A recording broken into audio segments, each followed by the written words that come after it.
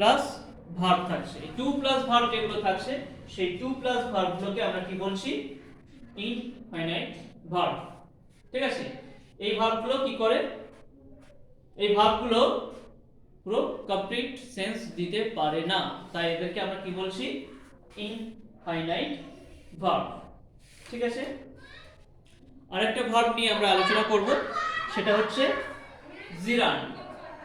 ঠিক আছে, সেটা হচ্ছে কি? জিরান্ড। জিরান্ড নিয়ে আমরা আলোচনা করব কমপ্লিট। ঠিক আছে, হয়ে গেল। এবার আমরা 4:30 যে বিষয়টা নিয়ে আলোচনা করব সেটা হচ্ছে এতক্ষণে আমাদের খুব অপেক্ষার জিনিস যেটা, সেটা হচ্ছে জিরান্ড। আমরা যেটা বলছি ভীষণ কঠিন একটা বিষয় মনে হয়। হ্যালো, পাতি একটা জিনিস, কোনো এর মধ্যে মানে জটিলতা কুটিলতা কিছু নেই, একদম সিম্পল জিনিস জিরান্ড।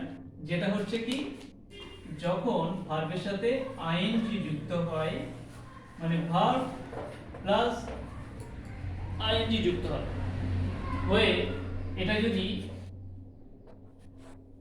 ওয়ার্ক অ্যাজ নাউন, নাউনের মতো বিহেভিয়ার করে, তখন এটা কি হবে? তখন এটা হবে এটা সমান সমান আমরা তাহলে ওয়ার্ক অ্যাজ নাউন, তখন এটাকে আমরা কি বলবো? জিরান্ড। এই সিম্পল কথাটার মধ্যে দিয়ে সব পরিষ্কার হয়ে গেল। এবারে আমাদের কি করতে হবে? একটু উদাহরণ আনতে হবে। যে আমরা যেমন বলি smoking is injurious to health. এখানে স্মোকিংটা কি? একটা কাজ, যে কাজটা কাজের নাম। স্মোকিংটা একটা কাজের নাম, এটা একটা কাজের নাম, বোঝাচ্ছে না? তাহলে এটা নাউন হয়ে গেল, তাই তো? Smoking is injurious to health, তাহলে স্মোকিং এখানে কাজের কথা বা কাজের নাম হলো। তাহলে স্মোকিং মানে স্মোক, তার সাথে আইএনজি যুক্ত হয়ে this word is working as noun. তাহলে যখন একটা ভার্ব আইএনজি যুক্ত হলো এবং কার মতো কাজ করছে? নাউনের মতো কাজ করছে, তখন তার নাম কি? তখন তার নাম জিরান্ড। উদাহরণ এই যে smoking is injurious to health, swimming is a good exercise, swimming is a good exercise, swimming একটা ভালো ব্যায়াম, walking is a good habit, হাঁটা একটা ভালো অভ্যাস, over eating is bad, over eating যারা বেশি বেশি খায়, সবাই একটু ময়ের মতো কম কম খাওয়ার চেষ্টা করবেন, না পাতলা থাকবেন, স্লিম থাকবেন। ঠিক আছে, তো এইগুলো কি করছে? নাউনের মতো কাজ করছে। এবার বুঝাইফা থাকলে একটা প্রশ্ন করতো, স্যার আইএনজি যুক্ত ভাব তো মানে কন্টিনিউয়াস টেন্সে ব্যবহার করা হয়, তখন এটা কি জিরান্ড? তখন ওটা জিরান্ড না, তখন এটা নাউন হিসাবে, নাউন রূপে কাজ করে না। তাহলে জিরান্ড হওয়ার জন্য শর্ত কি?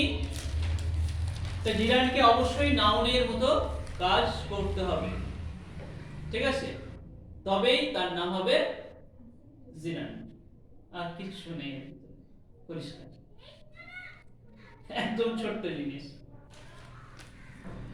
বুঝা গেল? এর মধ্যে কিন্তু আর কিছু নেই। অন্যান্য গুলো নিয়ে যতটা বলতে হতো বা বলতে হয়েছে, জিরান্ড নিয়ে কিন্তু আমাদের ততটা বলতে হয়নি। যেমন অক্সিলারি ভার্ব নিয়ে আমরা অনেক কথা বলেছি, অক্সিলারি ভার্ব প্রচুর আলোচনা হয়েছে, সেখানে মডাল নিয়ে প্রচুর আলোচনা হয়েছে। মডালের কথা মনে আছে তো? মডাল কি?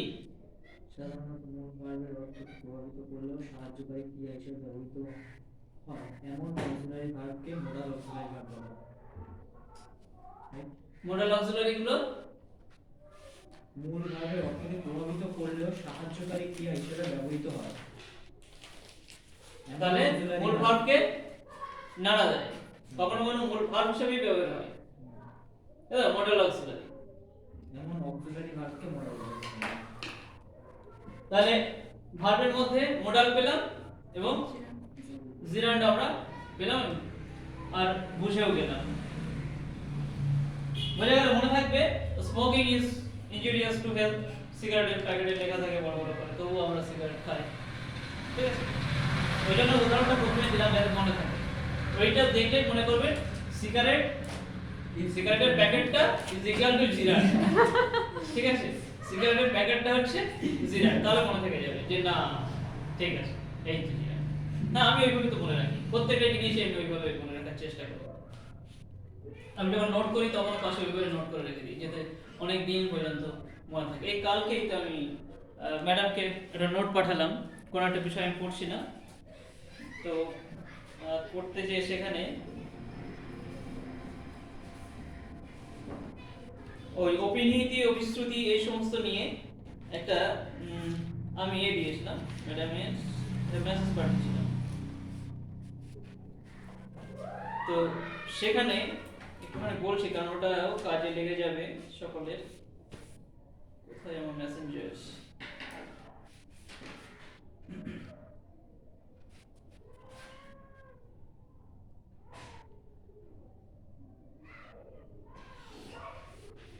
এই যে অপিনিহিতি কোন ধরনের শব্দগুলো না যেখানে হস্যই চলে আসে, হস্য বা হস্য এরা চলে আসে। অপিনিহিতি যেমন কইরা, চইলা, হ্যাঁ।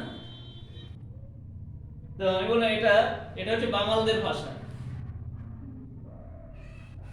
এটা অন্যভাবে জাস্ট মনে রাখার জন্য বলছে। বাঙালরা যেমন বাংলার ভিতরে ঢুকে তাদেরকে আমরা আলাদাভাবে খুঁজে পাই না, তারা এর মধ্যে নিহিত হয়ে গেছে, মিলে গেছে, তার জন্য ওই ভাষাটাও বাঙালদের ভাষা অপিনিহিত নাম রাখা হয়েছে। আমি অন্যভাবে ওটা ব্যাখ্যা করলাম যে বাঙালরা আমাদের মধ্যে মিশে নিহিত হয়ে রয়েছে, তাই অপিনিহিত। বাঙালদের ভাষাটা হচ্ছে কি অপিনিহিত। আবার যেমন কইরা থেকে করে, করিয়া, করে, এই যে শব্দগুলো আছে এগুলোকে বলা হয় কি অভিশ্রুতি। যেটা ঘটিদের কথা, যারা এখানে স্থানীয় বাসিন্দা তাদেরকে ঘটি বলা হয়, হ্যাঁ। এরা কাজ করে কম, শুধু শুনেই যায়, তাই অভিশ্রুতি। ঘটিটা এমনিতেই বাবার সমস্ত বিষয়ে বাবা কাকাদের সবকিছু আসে, তার জন্য ঘটিটা একটু কিন্তু অলস হয়, মানে কাজ তেমন করতে চায় না। তাদের যেহেতু আসে তারা অত বেশি খাটে, আর বাঙালিদের তো সবকিছু হারা, তারা কিন্তু তুলনামূলকভাবে অনেক বেশি খাটে। হ্যাঁ, ওদের দেখ, তুমি একটা দেশ ছেড়ে বেরিয়ে চলে আসছো, তোমার কথা নেই, কাপড় নেই, কোথায় এসছো, এসে তাদেরকে কত স্ট্রাগল করতে হয়েছে। আজকে ভাবলে হবে না যে বাঙালিরা বিশাল বিশাল জায়গা দখল করে নিয়েছে, কিন্তু ওদের পূর্বপুরুষরা ফার্স্ট জেনারেশন যারা এখানে এসছে তারা কি করেনি, সমস্ত রকমের কষ্ট করেছে। একটা দেশ ছেড়ে আরেকটা দেশে আসা অত মজার ব্যাপার না। এখনো আমাদের এলাকাগুলো তো বাঙালি এলাকা, আমাদের এলাকাগুলো পুরো এলাকায় কিন্তু এখনো গরিবে ছেয়ে আছে। এখানকার মতো এত টাকা পয়সা নেই মানুষের, খুব এখনো দুঃখ দুর্দশার মধ্য দিয়ে কাটে, এবং আস্তে আস্তে আস্তে আস্তে করছে, ডেভেলপমেন্ট করছে আস্তে আস্তে। তো এরকম ধরনের যদি আমরা কথাগুলোর সাথে যুক্ত করে রাখি তাহলে কি হবে, মুখস্থটা খুব তাড়াতাড়ি হবে, ঠিক আছে? আচ্ছা, এবারে আমরা একটু এখান থেকে বার হব, বার হয়ে ক্লজের একটু আলোচনা করব আর সেন্টেন্সের একটু আলোচনা করব।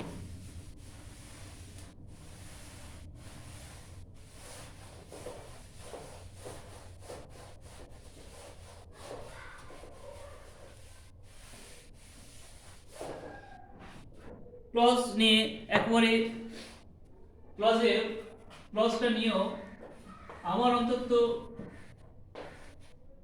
খুব একটা ভয় ছিল। সত্যি কথা বলতে ক্লজ সম্পর্কে আমার খুব ডিটেলস এর আগে পর্যন্ত আমি ভাবতাম আমার বেশি কিছু জানা নেই ক্লজ সম্পর্কে, সেই অর্থে পড়াই হয়নি। ক্লজ যে একটা চ্যাপ্টার সেটা যে পড়তে হবে, আমার স্টুডেন্ট লাইফে আমি পড়িনি। কি হয়েছে স্টুডেন্ট লাইফে টিচার পড়াতে ওই শুনে শুনে সব আমার হয়ে যেত, আমি ওই জন্য আলাদাভাবে কখনো ইফোর্ট দিইনি এটা জানার। পড়াতে যে একটু ভাবলাম যে ক্লজ মানে তো বিশাল কঠিন ব্যাপার হবে, দেখি একটু কি আছে বিষয়টা, ঠিক আছে। তো পড়তে যে দেখলাম ক্লজটার কিছুই না, এটা জাস্ট একটা বাক্যের অংশ। এটা হচ্ছে একটা বাক্যের অংশ, কিছু কিছু শব্দগুচ্ছ। তাহলে এটাকে কি বলা যায়? একটা শব্দ গুচ্ছ।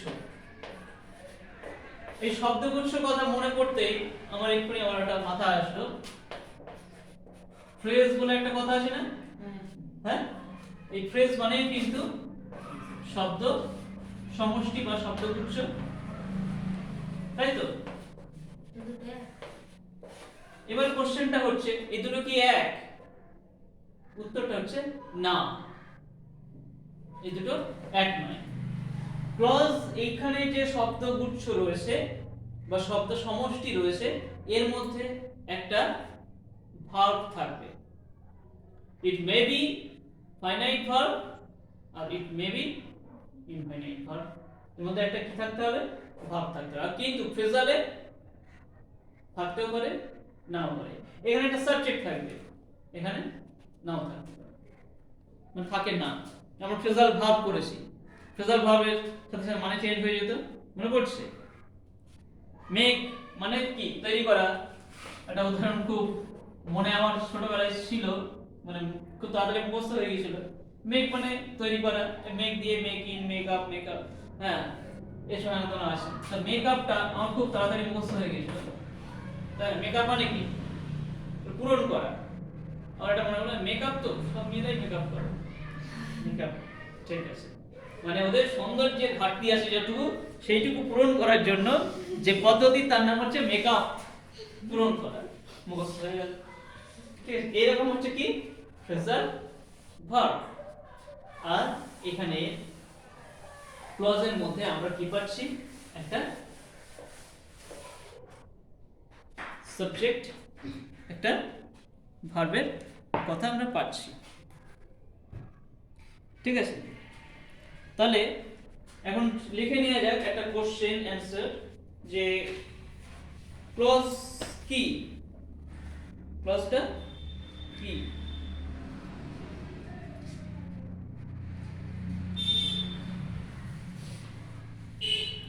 তাহলে যে কথাটা বললাম, কি বললাম এতক্ষণে? ক্লজ কি? ক্লজ হচ্ছে শব্দ সমষ্টি যেখানে একটা ভাব আর একটা কি থাকবে?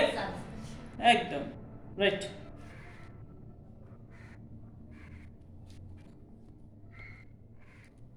এবার এই ক্লজের ভাগ আসে দুটো।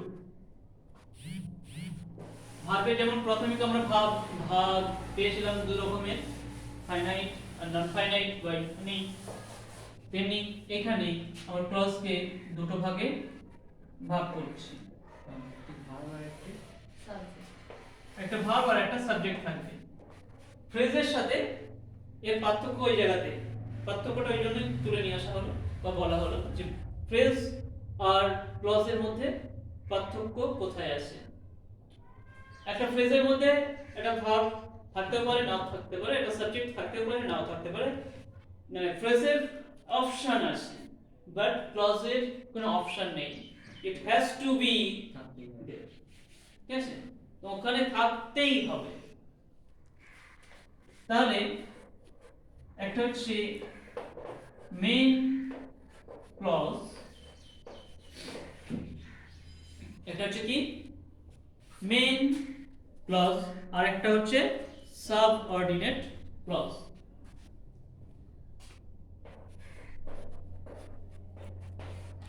অর্ডিনেট